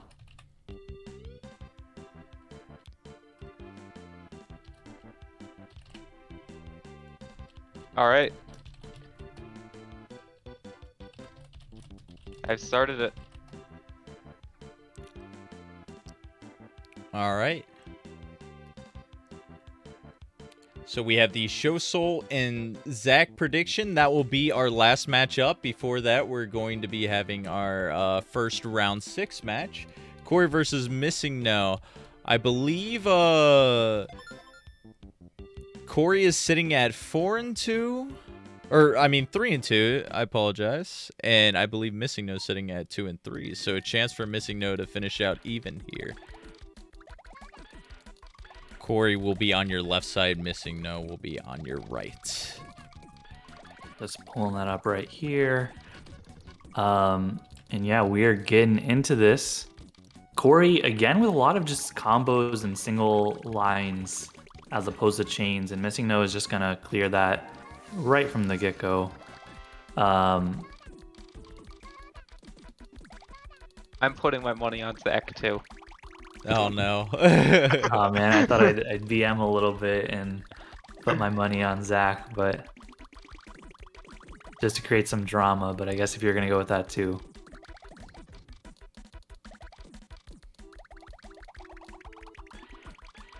And Dara's saying they struggled quite a bit against Missing No today, so this should be a good game. And Corey was pulling Yeah, out Missing No, a I whole played bunch Missing No, but Missing No put up a pretty decent fight. So maybe Missing No's just looking for that close game to finally go against. Thank you go, to the in person their who favor. put like 20. Oh.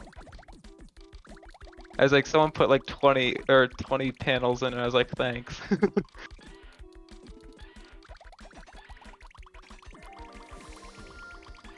Yeah, we haven't got to see a lot from Missing No today, but it looks like a pretty above average performance from Yeah, him. Missing No performed pretty well against me. Like sitting at 2-3, and there's a lot of like upper silver, lower gold players in this bracket. It's really hard to come out with some wins with the talent that's out today. Corey does indeed take round 1 here, though. Corey was very consistent with the garbage output here. Probably a lot to do with the practice he's been putting in February. Corey, I think, is one of our most improving players so far for this year. I think the results speak for itself after last month. Thanks, Kurt. Those 30 panels are yours. Ooh, Missing No gonna take that one. Corey was struggling a little bit to find that clear, had that vertical all the way at the right side, and just was not enough time to bring it all the way over. So Missing No ties it up.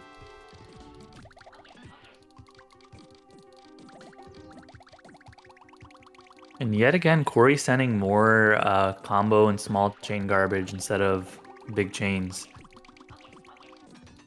And he responds to me in style with a 5 chain to top off Missing No. Maybe 6 chain? I don't know if I counted that right. And that'll be enough, so Corey will go up 2-1.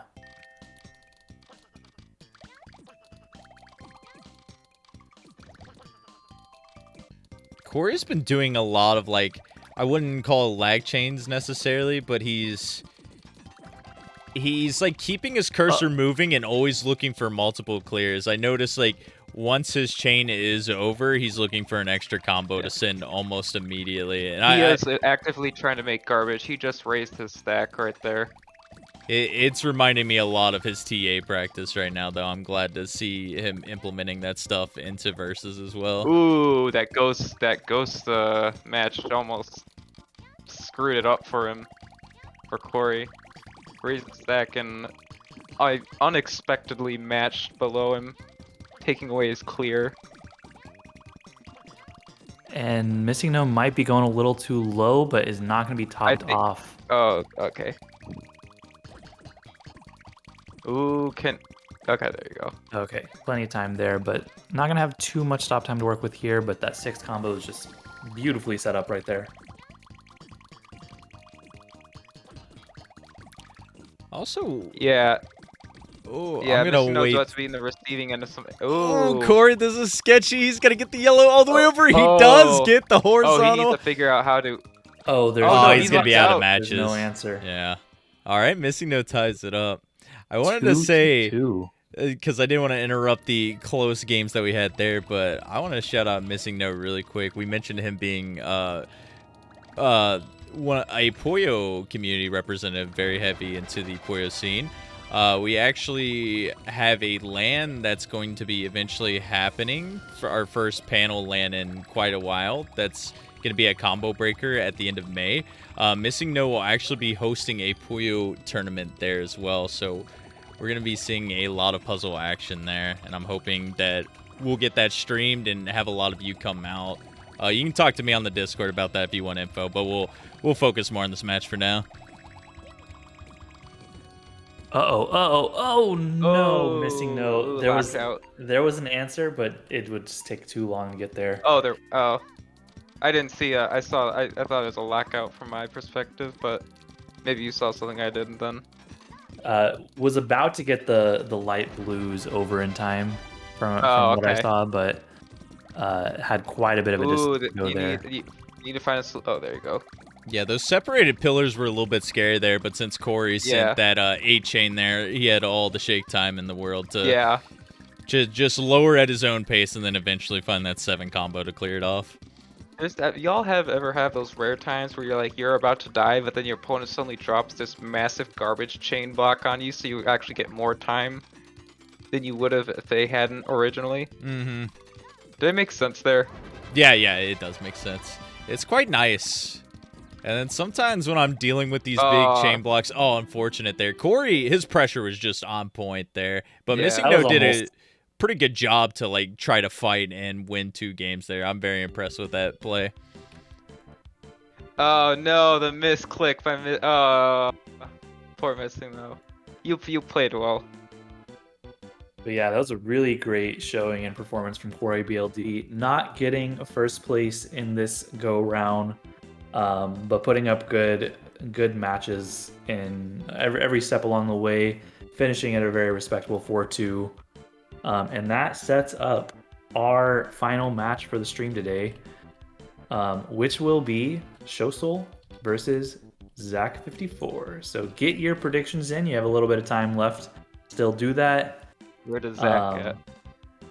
But yeah, basically this is Zach's to lose. And maybe if Zach No. loses, they will still win the tournament. Yeah, But because they're if 5 they points win, ahead. they take it all the way. They're still 5 points ahead, so I think. I'll talk about it a little bit as more of these Alright. matches come in, because that was actually the Corey match was the first one that ended for round 6 here. So we'll figure out some of those tiebreakers in a little bit here. There it is. But yeah, All there right. is some weirdness with how tiebreakers work in Swiss. In Depending order. on who you ended up playing. Yeah. All right. Well, Yeah. I'm Good luck, going- Showsoul. I'm going to leave. Well, I'm going to mute myself because I'll have remarks maybe afterwards. But I'm going to mute myself and deafen myself again. Good luck to Zach. Good luck. Good luck. All right. Potential first place match here. Zach coming in hot today. Only person left undefeated. Can he end undefeated, or will we have 2 months in a row where we don't have an undefeated player? Only time will tell. Anyways, I will explain a little bit of how the tiebreakers work for this specific Swiss event. If you are tied with the same record as someone or the same amount of wins, because there are buys in this one, so it is possible for someone to have 1 less win than you, but be tied with you because they had a buy. It essentially just counts as a win. It'll first look at your win versus your tied opponents. So if you're tied with one other person, you manage to beat them, you win the tiebreaker. If it happens to not be resolved after that, like in a 3-way tie, it'll go to your strength of schedule pretty much at that point. If you played harder opponents on the day, then you'll move on at that point. Shosol taking a quick round here at the beginning. And then if it's still tied up to that point, our last tiebreaker is points differential. So if you, what Shosol was mentioning earlier, if you won more games than you lost and that differential is higher than the tied opponent, then you will come out on top. But I will try to update you guys on that as it happens. But for now, pretty much Zach, he can afford to lose this, but he probably wants to win this and just lock it up here and now. Yeah, for sure. Especially if I'm on these positions, I just want to convincingly win. I don't like things going down in tiebreakers and things like that. If I have the opportunity, I just want to make it as clean as possible. Ooh, nice little swap by Shosol. Keep that chain going right there. Although this will be an awkward situation, will find the reds in time. Zach also just barely going to be topped off, going to lose about half their health right there. But this is looking to be a very close matchup, which I guess is what we expect, as these are both 1 and 2 ranked players going in this round 6 right here.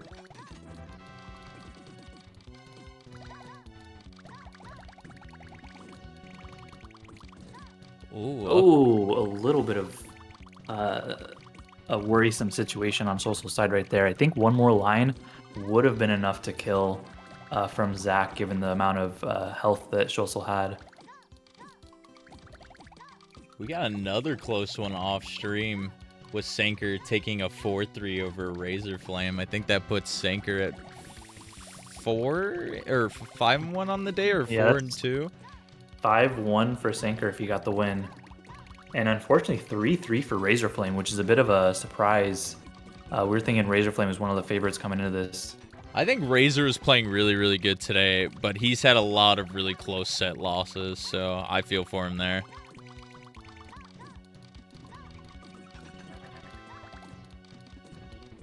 Looking pretty good on Zach's side, sending some pressure. And Shosol looks like he's freezing a little bit. Okay, able to use that shake time from the chain garbage to get something going there.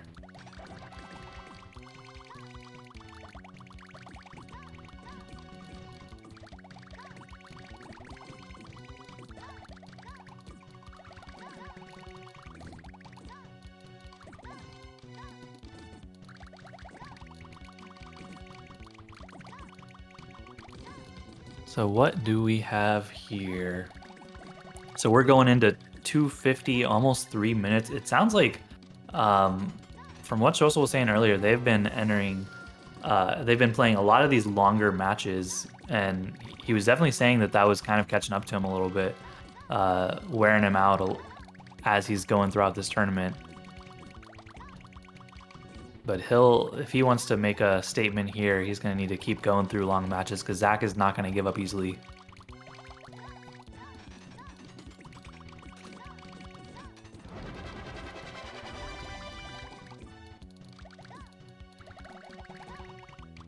But yeah, Shosol will have some panels to work with over here. We'll have enough time to get those blues to get the clear on the garbage. I can't tell if Zach is topped off. Yeah, Zach was just delaying some of that combo garbage from falling with some extra chains and combos for a second. But yeah, Zach is doing a good job of kind of clearing down some of the panels, able to generate some offense. Should be able to get this clear with the reds as he's down stacking quite smartly right there. Has second tier if he needs it. I don't know if he's gonna see for it or need to go for it, but could set it off right here. Decides just to look for a clear from the garbage itself. But yeah, you can see both these players are doing really well, showing like a level of mastery on level 8. Just being able to go to these longer and longer rounds. Oh, but that is going to be a misclick from Zach. Looked like he was trying to move the purples over, but accidentally double swapped, and the purple just kind of stayed in place. He didn't know what to do and just ended up losing as a result. And that means Shosel's going to go up 2-0 in this, finally getting one of those long rounds that he was wanting earlier. But yeah, this is a huge performance from Shosel. I guess looking at the rounds, the only loss that Shosel has taken so far was to Indaris. That is correct. So Indaris hitting oh at my, third another place. one for Shosel. He's up 3-0 now. Oh my gosh, I blinked. I missed it. This is very good for him. So here's the scenarios I crunched. I don't know exactly what's going to happen. Unfortunately, Senker is eliminated from getting first place as he will not have a win over Shosel or Zach. If Shosel wins here, oh, very nice getting that stack down to survive there after the combo storm from Zach.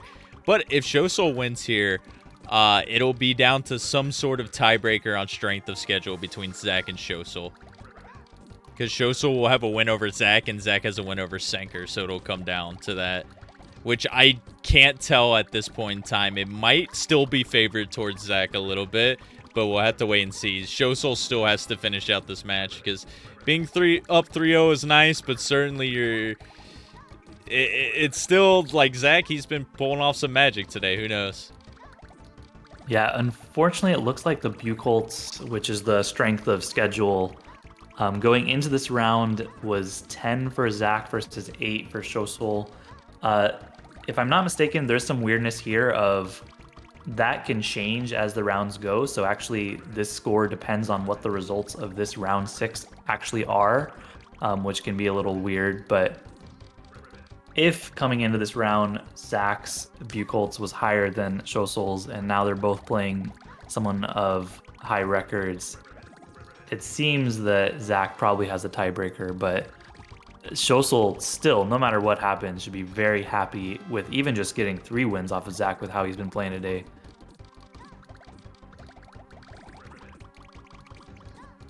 It seems like Shosel really heats up as the tournament goes on too, because we saw this.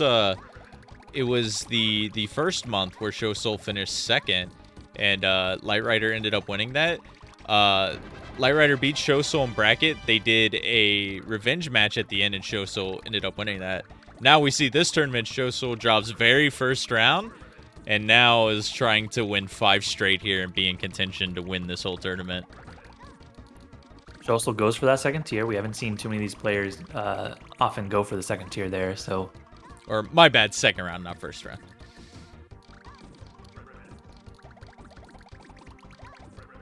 But yeah, Shosel just in a very scary spot right now. Gets that 4-chain, going to be trying to send some more pressure and keep Zach topped off here. But Zach's going to have a lot of combos just raining down. He's got to get to the greens. He does. But yeah, I also want to maybe bump if you want to help out with these tournaments moving forward. We're always happy to get new faces helping out, and maybe, just maybe, Shosel is doing so well right now because of the bump from being on commentary with us today. So if you want to possibly get that bump too, or just in general help out, definitely reach out to me or Forky, and we can get you helping out with commentary, some other part of the tournament scene, if that's something you're interested in. Oh my, you see how low Shosel's health got there? Just got there in the boy. nick of time. Oh, and Zach. Shosel's gonna get a 10 combo after that too, and Zach doing some fancy stuff too. He's got the blues. Hopefully he's able to see those. Yeah, he will. Oh my, both players gonna be in some scary spots upcoming here. You got to keep your eye on both because it could end in a blink of an eye right now.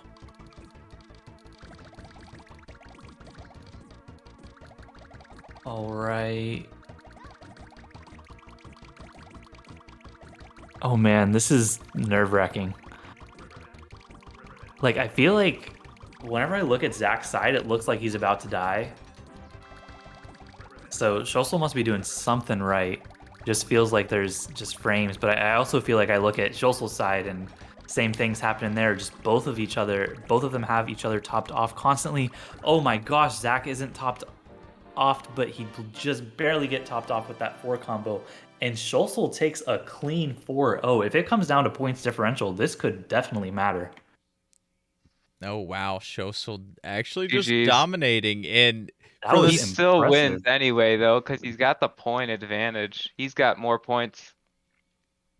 I think uh, that we I will think it see. depends on Actually, Buchholz. the points differential is the third determining factor, so it depends what happens before that. all right. But yeah, that is the second month in a row we have not had an undefeated person. So that's like, I it's kind of shocking, but kind of not, because it's just showing how close some of these competitors are, and we've seen some great games to where like anyone can win, pretty much. There is multiple times during that match where I thought my life was over. Both of y'all were constantly topped off. It was an impressive match for sure. But you just managed to not die, and if you don't die, you'll probably win. Yeah. All right, we're waiting on one more match that I don't think's being played right now. Did they play it already? And Show life flashing before my eyes several times. Accurate. Absolutely accurate. let me see if I missed it in the channel. We have Dimples and Mutt. Oh, I okay, the don't score's see the coming in. result posted. Okay. Yes. But yeah, before we get to the final who won, just to recap what's happened in round 6, we saw Kalfovsky take a 3-0 victory over SVT Puffed Up.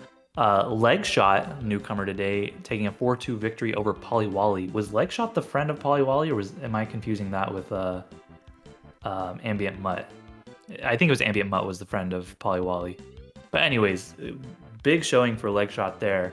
Corey BLD, we saw take a 4-2 victory over Missing No.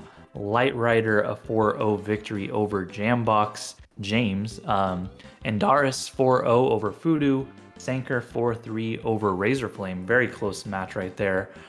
G Dimples just came in with a 3-1 over Ambient Mutt. And we just saw here, ladies and gentlemen, 4-0 Shosel taking it over Zach54. But in third place, in this bracket, we unfortunately have Sanker, who finished 5-1, but lost the tiebreaker. But definitely good showing by Sanker. And then in second place, drum roll, it's unfortunately Shosel. Even though Shosel had the points differential, the Buchholz tiebreaker went in favor of our winner today, which is Zach54. Congratulations, Zach. So huge congrats to Zach.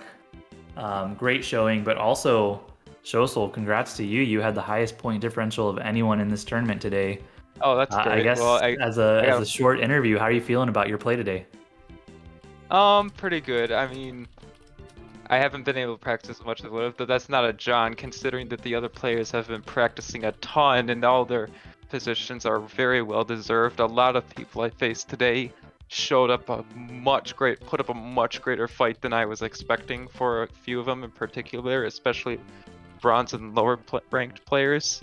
Especially just there's amazing fights going on all around, and I lost a couple, like, not just because of an accident, like they actually beat me. So I'm really proud mostly of just everyone who's improved so far and just taking the time to put in effort and get good. I sorry, not meaning to interrupt what you're just saying. Light Rider in chat just said 4th place again. This is like the 3rd tournament in a row Light Fighters finished 4th. Oh, well, rest in pepperonis. Oh my god, Light Rider, I mean, he's nothing but consistent, but this is crazy. This is the 2nd Novice tournament in a row we've had a 3-way tie for first. This is my 2nd tournament in a row, and this is the 2nd time in a row I've placed 2nd. We have some patterns developing for sure. You know what's crazy? I think if Sanker lost his last match, Choso, you would have had the tiebreaker and came out on top instead. Yeah. But yeah, damn you, Sanker, for getting good. But yeah, I mentioned the top 3, Zach, then Shosel, then Sanker. Rounding out the rest, we had a really strong performance by Light Rider, as Forky mentioned, 4th place for the 4th time in this 4-year, I don't know, all the 4s. I'm gonna call you 4th Rider from now on.